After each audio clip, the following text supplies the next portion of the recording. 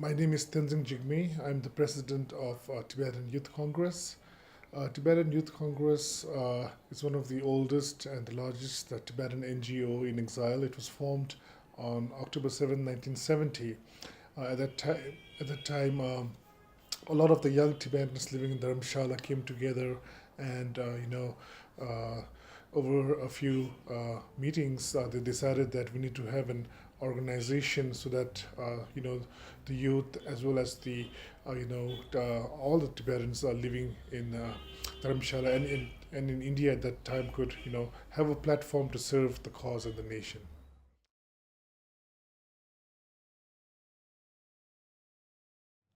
So when Tibetan Youth Congress was formed, one of our main aims or principles was that this organization will be fair and balanced. We will not discriminate between sex, gender, religious background, regional background. So that's very important because once you have an organization which is open to all and inclusive of all, then we can be more productive in our work. So if you have, are associated with, religion, a sect, or a regional, background, then there's always a danger of, factions being formed within the organization. So therefore, this organization, is one or that was formed for Tibetans, by Tibetans, and run solely by the Tibetan people.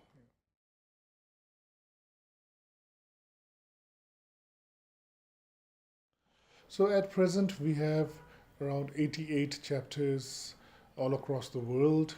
We have mainly our chapters are based in India, Nepal, and Bhutan, and then we also have chapters in North America, Canada, Europe, Australia, Taiwan, and Japan. So, including all those chapters, it's some 80 over 80 chapters, and we have around 38,000 members across the world.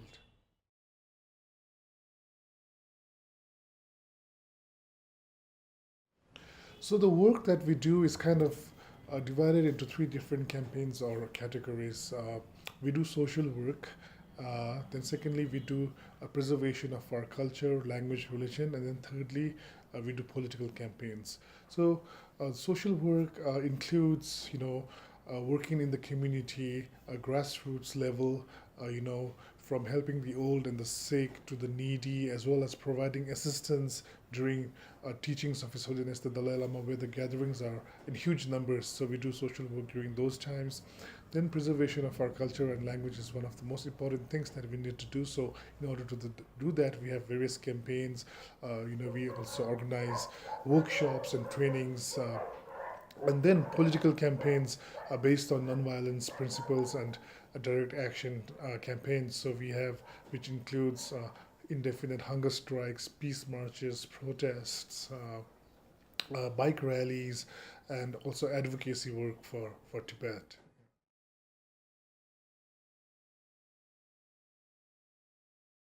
So Tibetan Youth Congress has been considered or is considered one of the most important and even precious organizations in exile by Tibetans living inside Tibet and in exile.